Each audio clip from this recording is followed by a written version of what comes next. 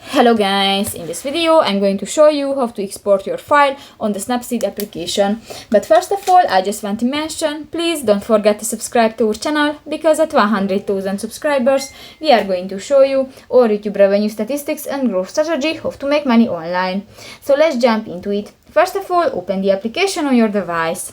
So that's the home screen, and you can find different buttons. New, just go to the right side of the screen and you can find the right bar and tap to the saving icon or the download icon at the last button. Is that, and you can save that. So you can create a copy of your photo, you can export that,